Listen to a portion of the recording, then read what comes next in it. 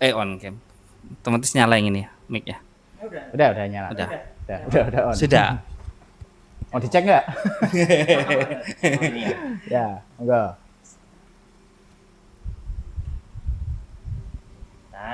Pripun nih, Rat? Ya nah, Mas Fata. Ada apa hidupmu kok mumet banget tuh, ada apa?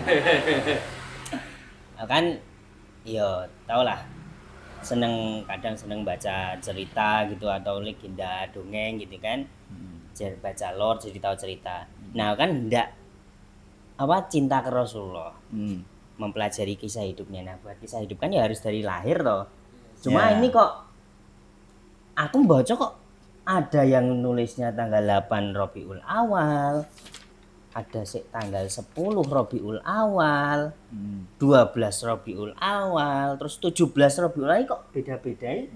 Iya, aku mau kenal kok bisa sih. Malah pusing dulu gitu. Iya, terus gimana ini Tadul menahapi ini? Padahal beliau kan sudah menjadi pemuda yang berliterasi. Iya. Kayak obrolan antum kemarin. Yang kemarin ya, Tat.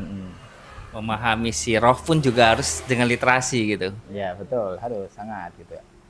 Artinya bahwa sekarang sudah ada korbannya ini kan gitu. Jadi sudah ada pemuda yang sudah mencoba untuk hidup dengan berliterasi, dan yang didapatkan ternyata juga ada tantangannya, yaitu bagaimana sikap kita terhadap pendapat-pendapat ulama, wabil khusus pada tema kita bicara sirah nabawiyah ya. Nah itu yang kemudian ada ilmu yang kami dapati dari guru-guru kami, yaitu kaidah, dan ini juga kalimat ulama, yaitu adab sebelum ilmu. Jadi kan kita berliteratur ini kan ingin dapat ilmu kan gitu kan. Ya, tapi ternyata ada bab awal yaitu tema menjaga adab.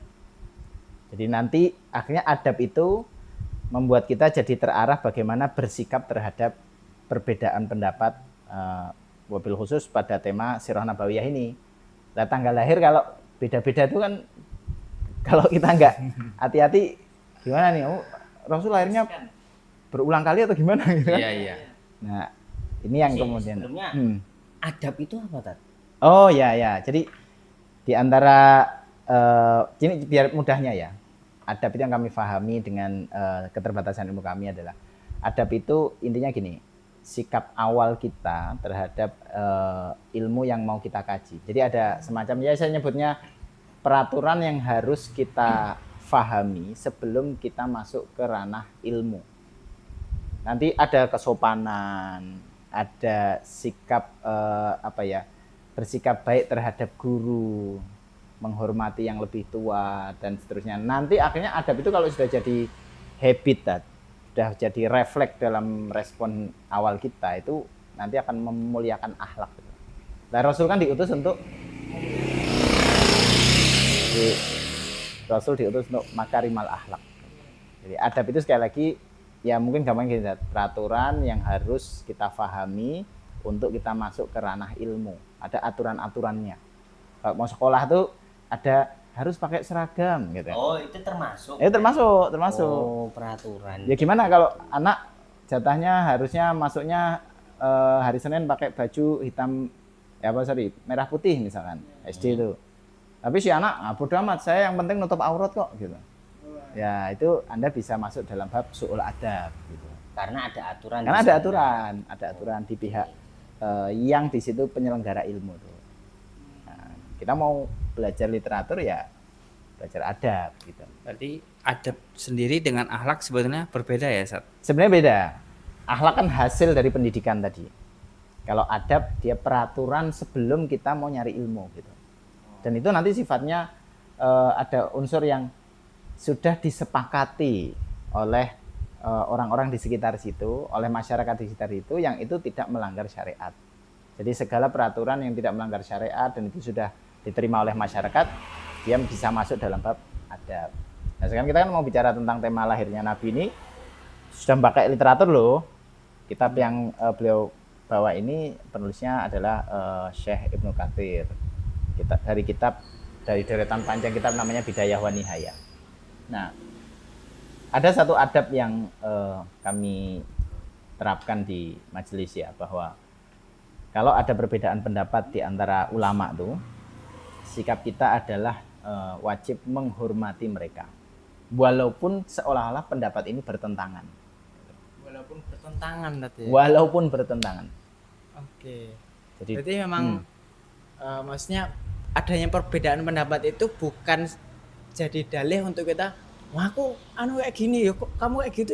Ini loh yang benar kayak gini, bukan gitu tadi. nah, kan gini, kalau kita mau menjadikan pendapat ulama itu ngajak berantem orang lain dengan pendapat ulama, Iya, iya. kira-kira ulama yang kita bawa namanya tadi itu, kira-kira beliau tuh ridho nggak sih? Kira-kira lah. Itu bukan visi Nabi di awal tadi itu. Iya. Menyempurnakan Bahwa akhlak Nabi tadi ya. targetnya menyempurnakan akhlak. Nabi itu diutus untuk menyempurnakan akhlak.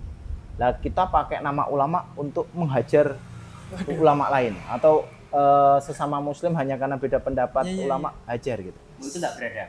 Itu makanya gini, kita ini belajar literatur, oke, semua ilmu kita lahap gitu umpamanya, yang bisa kita lahap gitu.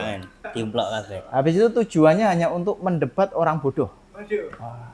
Biar kita terlihat hebat gitu. Itu menteladani siapa itu tadi ya? Itu kata Nabi, fannar annar, neraka. Jadi Padahal dia mempelajari ilmu. ya Dipelajari semua, tapi tujuannya buat mendebat. buat mendebat, bisa biar saya terlihat keren dengan data-data saya gitu kan. Berarti kan dia berliteratur dong. Iya, iya. Ternyata nggak cukup hanya dengan berliteratur. Ilmu Anda oke, luas, oke, baik. Masalahnya adalah adab Anda kepada para ulama gimana. Kemudian akhlak Anda kepada masyarakat. Itu diukur. Adab qoblal ilm itu memang itu sebagai tahapan awal sebelum kita akhirnya masuk ke literatur itu sendiri. Ya, itu kaidah. Ya, kan dulu Mas Ikhwan Puja sebagai guru kan juga ada Ya. kan adab yang harus diterapkan di kelas kan. Iya. Apa aja biasanya Mas Ikhwan Puja?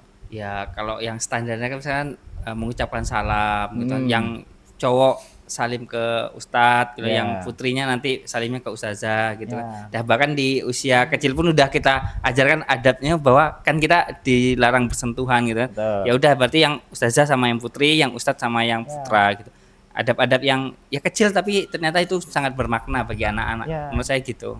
Karena mungkin kan kalau kita nuntut anak-anak harus paham terus semua materi yang diajarkan guru tuh kayak yang wah ini gurunya ikut stres nanti. Bener ya? Materi harus segini gitu kan. Tapi kemudian anak-anak baru belajar adab. Ya, saya lebih ridho kalau anak-anak itu mungkin ilmunya belum masuk enggak apa-apa, tapi dia menjaga adab, menurut saya itu jauh lebih utama. Kenapa? Karena pemahaman itu hak prerogatifnya Allah. Bisa jadi dengan dia menjaga adab yang baik tadi, Allah berikan faham.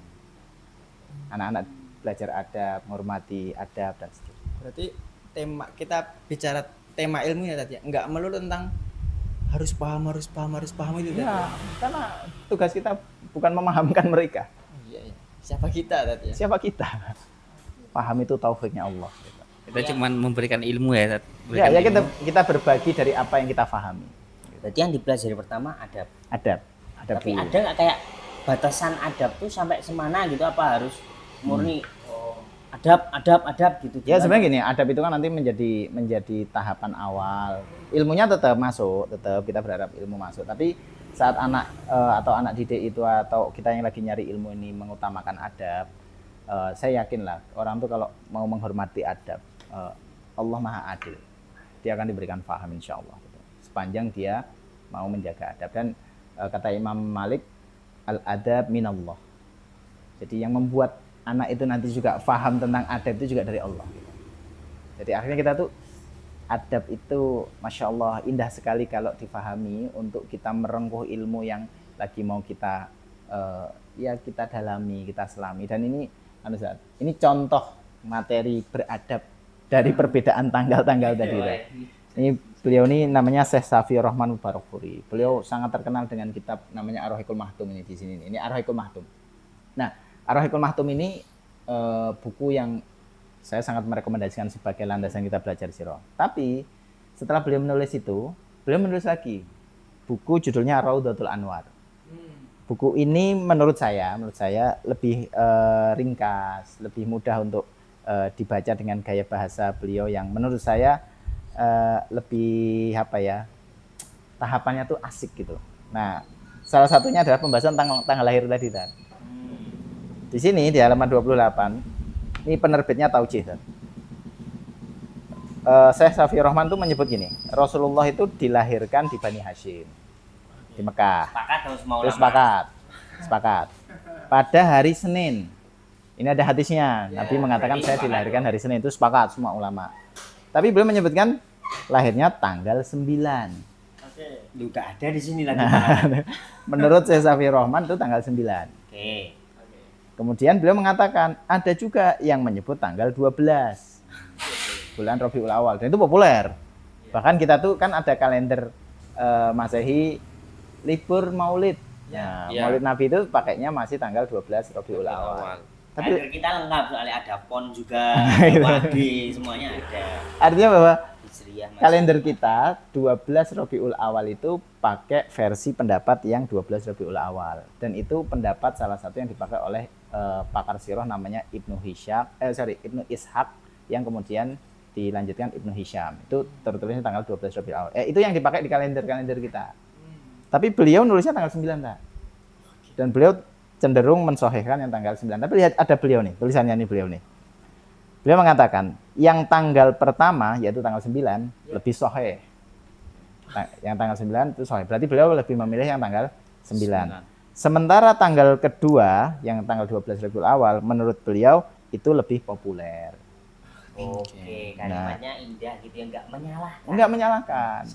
Santun, lebih lembut gitu. Jadi ya beradablah dalam bermajelis, beradablah dengan berliteratur, dan itu insya Allah Allah berikan ilmu yang baik buat kita. Kita disajikan dengan banyaknya kitab-kitab ulama ini, memang seharusnya di awal tuh memang beradab dulu. Beradab dulu. Gimana guru kita, Syekh Ikhwan Pujani, tema adab nih gitu. Kalau Ana sih memandang gini ya ilmu itu luas kan. Jadi, Ya. sebagaimananya luasnya ilmu, semestinya juga sebagaimana luasnya kita menerima perbedaan. Selagi ada dalil-dalilnya gitu kan, nggak menyimpang gitu kan, Ya, menyimpang betul. dalam artian yang fatal banget gitu kan, gitu. Ya sih gitu bagi saya. Luaskan adabmu sebagaimana luasnya ilmu di dalam Islam. Kalau anak seperti itu. Barakallahu fiik. Wallahu a'lam bishawab. Wis 12 menit lebih.